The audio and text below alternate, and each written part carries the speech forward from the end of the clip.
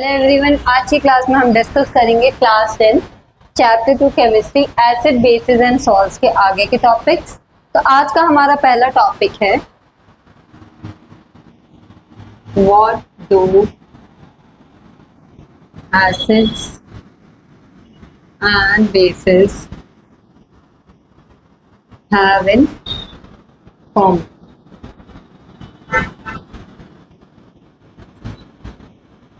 Acids और basis एक दूसरे से बिल्कुल डिफरेंट है, बट इस टॉपिक के हिसाब से हमें ये बताना है कि एसिड और बेसिस में क्या चीज कॉमन होती है। पहली बात तो ये, both produce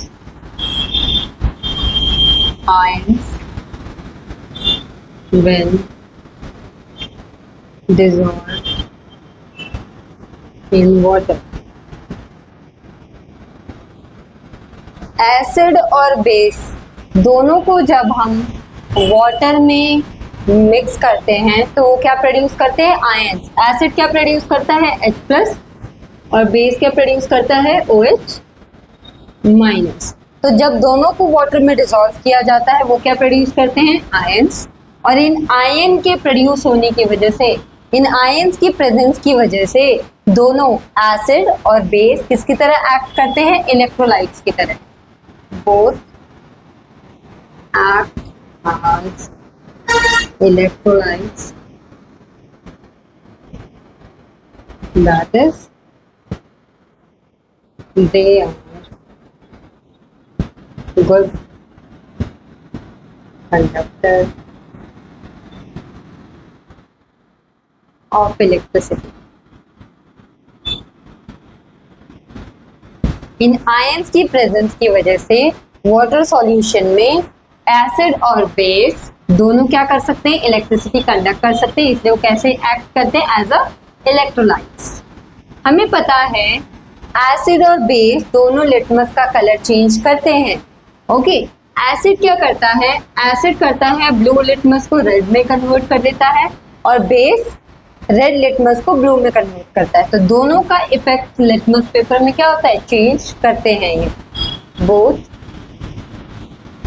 change the colour of litmus paper. Okay, acid क्या करता है? ब्लू टू रेड और बेस रेड टू ब्लू। तो ये बात हुई हमारे इस टॉपिक की। ये कुछ कॉमन पॉइंट्स है जो एसिड और बेस दोनों में होती हैं। अब हम नेक्स्ट टॉपिक पे आ जाते हैं अपने।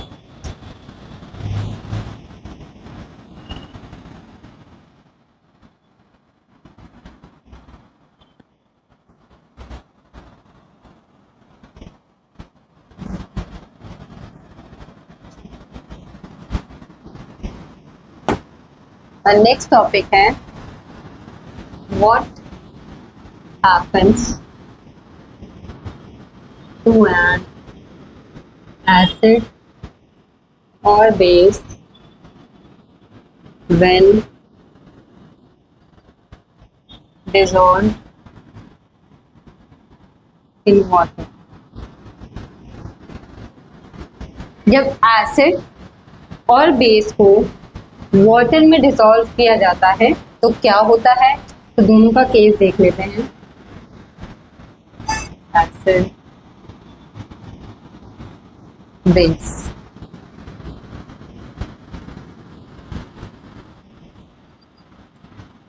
कोई भी एसिड ले लेते हैं हम, सपोज HCl। HCl क्या हुआ? हमारा हाइड्रोक्लोरिक एसिड। जब इसे हम वाटर में डिसॉल्व करते हैं दैट इज H2। तो हमें पता है जब एसिड वाटर में डिसॉल्व होता है वो क्या प्रोड्यूस करता है? H+ ions. लेकिन जो ये H+ आयंस प्रोड्यूस होते हैं ये अलोन एग्जिस्ट नहीं कर सकते। They do not exist alone. तो ये क्या करते हैं? वाटर के साथ जुड़ के क्या फॉर्म करते हैं? H3O plus ions. और ये क्या कहलाते हैं? Hydronium ions. ओके, तो जब HCl एसिड हमारा वाटर में डिसॉल्व हुआ तो क्या प्रोड्यूस होगा, एक तो होगा H3O plus ions plus Cl क्या हो जाएगा अलग। ओके, तो जब एसिड वाटर में डिसॉल्व होता है हमारे H प्लस आयंस प्रोड्यूस होते हैं, या हम बोल सकते हैं हमारा हाइड्रोनियम आयन प्रोड्यूस होते हैं। इसी की वजह से एसिड अपने वाटर सॉल्यूशन में इलेक्ट्रिसिटी कंडक्ट कर सकते हैं। नेक्स्ट आ जाते हैं हम बेस पे। कोई भी हम बेस का एग्जांपल ले लेते हैं, suppose NaOH sodium hydroxide. Okay, जब ये वाटर में डिसॉल्व होगा H2O,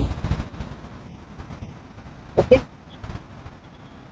तो हमारे क्या प्रोड्यूस होते हैं, OH माइनस आयंस प्लस क्या बच गया हमारा सोडियम का आयन Na प्लस। ओके, ये सोडियम अलग हो गया और हमारा OH माइनस आयन अलग हो गया। एक और एग्जांपल ले लेते हैं, मैग्नीशियम हाइड्रोक्साइड का MgOH का होल ट्वाइस। जब ये वाटर में डिसॉल्व होगा तो क्या प्रोड्यूस होगा हमारा Mg प्लस एक्वस प्लस यहाँ पे 2OH है, यहाँ पे 2OH माइनस एक्वस। ओके, तो वो बेस जो वाटर में सॉल्युबल होते हैं, bases that are soluble in water are called,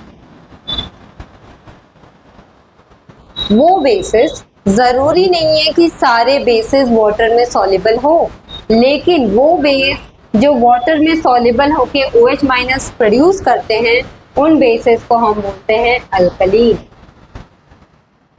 तो ये अल्कली किससे बन रहा है, बेस से ही। वो बेस जो वाटर में सॉल्युबल हो रहे हैं उससे क्या फॉर्म हो रहा है, हमारे अल्कलीज फॉर्म हो रहे हैं।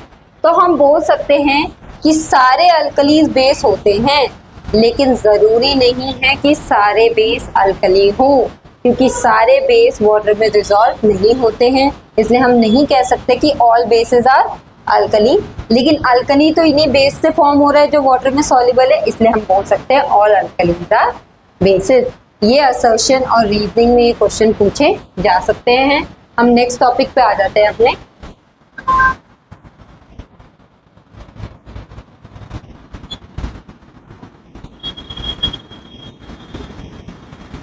नेक्स्ट टॉपिक डिस्कस करने से पहले हम ये देखते हैं, जब एसिड और बेस वाटर में डिसॉल्व होते हैं, when acid and base are dissolve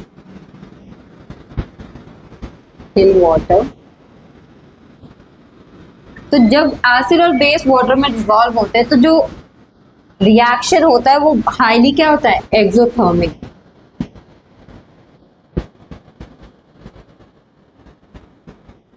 high amount में हीट प्रोड्यूस होती है, बहुत ही हाई अमाउंट में, और ये डेंजरस हो सकती है, इसलिए कुछ हमें प्रिकॉशंस लेने पड़ते हैं। अब बात आती है कि हम एसिड को वाटर में ऐड करें या वाटर को एसिड में ऐड करें। अगर वाटर एसिड में मिक्स होगा तो बहुत ही ज़्यादा अमाउंट पे हीट प्रोड्यूस होती है, जो स्प्लैश होके स्किन बर्न ये सब कर सकती है, जो बिल्कुल भी सेफ नहीं होता। इसलिए हमेशा एसिड को धीरे धीरे करके वाटर में ऐड करना चाहिए और साथ साथ में उसे मिक्स भी करना चाहिए, ताकि जो हीट प्रोड्यूस होगी वो वाटर में क्या हो जाएगी, वो वाटर के साथ मिक्स हो जाएगी, डिसॉल्व हो जाएगी और इतना हार्मफुल नहीं होगा। माना कि जब एसिड वाटर में मिक्स होता है तब भी वो प्रोसेस एक्सोथर्मिक ही होता है, उसमें भी हीट प्रोड्यूस होती है, लेकिन वो लगातार मिक्स होने की वजह से, उसे मिलाने की वजह से वो हीट उतने अमाउंट में नहीं होती जितने अमाउंट में वो तब होती है जब वाटर को एसिड में ऐड करें। इसलिए हमेशा सॉल्यूशन जब बनाना है तो एसिड को आराम आराम से वाटर में मिक्स करना चाहिए, ना कि वाटर को एसिड में। ओके, अब हम आ जाते हैं अपने नेक्स्ट टॉपिक पे।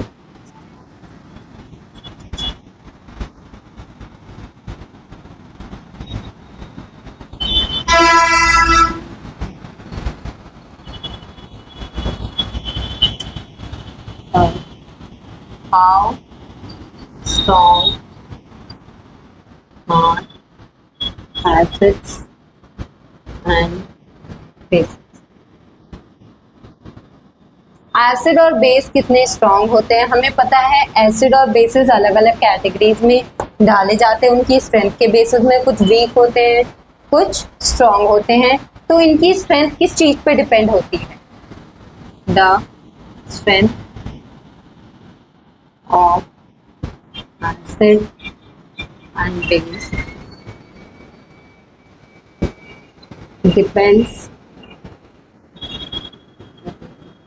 the number of ions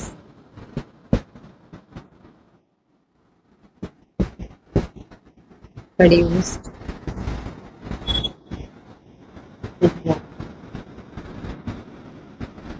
okay, तो इनकी स्ट्रेंथ किस पे डिपेंड होती है कि ये अपने वाटर सॉल्यूशन में एसिड और बेस कितने अमाउंट, कितने नंबर ऑफ आयंस प्रोड्यूस कर रहे हैं। जितने ज्यादा आयंस प्रोड्यूस होंगे उतने ही ज्यादा स्ट्रॉन्ग एसिड और बेस होंगे। सपोज एसिड है जो ज्यादा से ज्यादा अमाउंट में H+ आयंस प्रोड्यूस कर रहे हैं, वो एसिड क्या कहलाएंगे? Strong acid. और जो कम अमाउंट पे H+ आयंस प्रोड्यूस करेंगे वो क्या कहलाएंगे? Weak acid. सेम किसके लिए कहलाएगा? जो बेसेस ज्यादा अमाउंट में OH- प्रोड्यूस करेंगे आयंस, वो स्ट्रॉन्ग बेस कहलाएंगे। और जो लेस अमाउंट में करेंगे वो क्या कहलाएंगे? Weak base. तो क्या बात हुई? Higher the amount of ions produced, stronger will be the acid and base। ज्यादा से ज्यादा अमाउंट आयन प्रोड्यूस होंगे उतना स्ट्रॉन्ग एसिड और बेस होगा। तो ये तो बात हुई कि स्ट्रेंथ कैसे हम देखते हैं, कैसे हम पहचानते हैं कि वो कितना स्ट्रॉन्ग या कितना वीक है। लेकिन ये मेजर किससे हम करते हैं? एक स्केल है जिसे हम pH स्केल बोलते हैं। उस स्केल से हम क्या मेजर करते हैं? Strength of acid and base.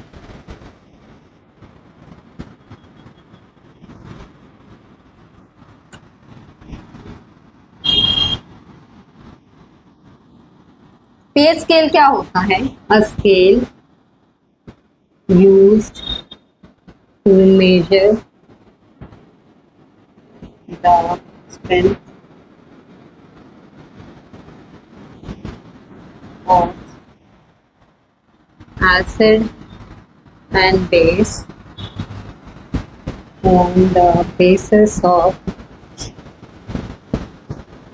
H+ ion produced। H+ ions कितने प्रोड्यूस हुए हैं बोथ एसिड और बेस के द्वारा, उस बेसिस पे pH स्केल क्या बताता है कि कौन कितना स्ट्रॉन्ग या वीक एसिड है और कौन कितना स्ट्रॉन्ग या वीक बेस है। ओके, अब हमने ये तो देखा है कि एसिड वाटर सॉल्यूशन में H+ आयंस प्रोड्यूस करते हैं, इसलिए हम उसकी स्ट्रेंथ H+ आयंस के प्रोडक्शन के बेसिस पे हम मेजर कर सकते हैं। बस बेसिस तो OH- प्रोड्यूस करते हैं आयंस, तो हम उसको कैसे मेजर करेंगे? H+ आयंस के बेसिस पे। बेसिकली जो बेस होते हैं ये वाटर में OH- आयंस तो प्रोड्यूस करते हैं, साथ में ये H+ आयंस भी प्रोड्यूस करते हैं। लेकिन बेसिस जब वाटर में H+ आयंस प्रोड्यूस करते हैं उसकी मात्रा बहुत ही कम होती है और इसलिए ये ज़्यादातर इग्नोर हो जाता है। लेकिन वो प्रोडक्शन तो हो रहा है H+ आयंस का, तो ज़्यादा बहुत ही कम अमाउंट में होता है। ओके, तो इसलिए हम इस बेसिस पे भी बेस का स्ट्रेंथ मेजर कर सकते हैं। तो अब हम pH स्केल देख लेते हैं। बेसिकली pH स्केल 0 से शुरू होता है और 14 तक जाता है। ओके, और इसका जो बीच का होता है 7, ये न्यूट्रल होता है, ना ही एसिडिक ना ही बेसिक। इसमें हमारा वाटर हो जाता है, उसका pH 7 के करीब होता है, अप्रॉक्स होता है, इसलिए हम वो आराम से ड्रिंक कर सकते हैं। 1 5, 6, 8, 9, 10, 11, 12. ओके, पीएच जितना ही कम होगा, पीएच जितना ही कम होगा वो उतना ही ज्यादा एसिडिक होगा। वो सब्सटेंस जिसका पीएच जितना कम हो उसका जो एसिडिटिक प्रॉपर्टी है वो उतनी ही ज्यादा होगी। तो जिसका पीएच 0 होगा वो क्या होगा, सबसे स्ट्रॉन्ग एसिड। इसमें एग्जांपल आ जाता है हमारा कंसंट्रेटेड हाइड्रोक्लोरिक एसिड।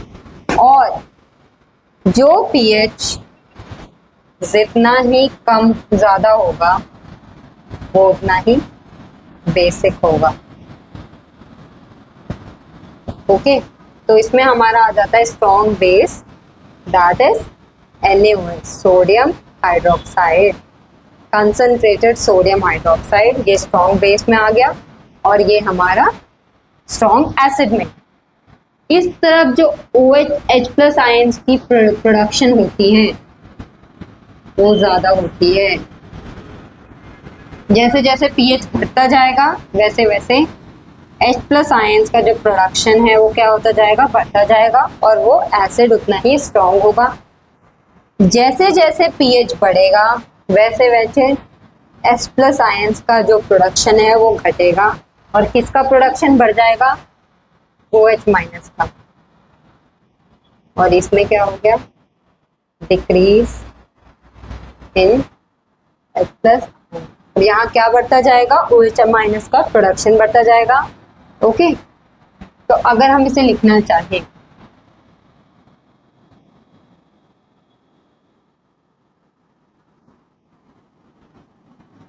हमारा बेसिकली पीएच स्केल कलर देता है और ये नंबर के बेसिस पे देता है।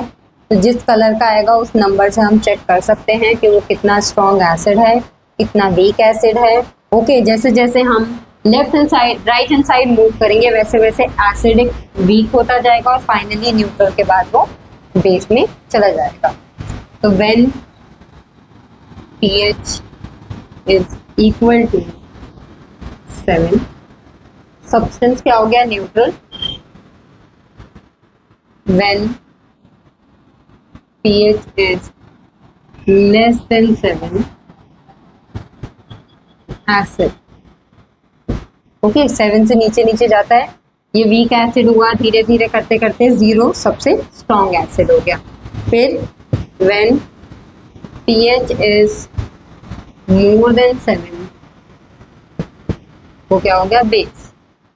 7 के करीब वाला ये वीक बेस, करते करते जैसे जैसे pH बढ़ेगा सबसे स्ट्रॉन्ग बेस। ओके, तो ये था हमारा पूरा पीएच स्केल। इस और ये क्या बताया, हमारा स्ट्रेंथ बताता है कि कितना स्ट्रॉन्ग या वीक एसिड है या कितना स्ट्रॉन्ग या वीक बेस है। ओके, आज की क्लास के लिए इतना ही। नेक्स्ट क्लास में हम इसके आगे के टॉपिक डिस्कस करेंगे। Till then take care and good.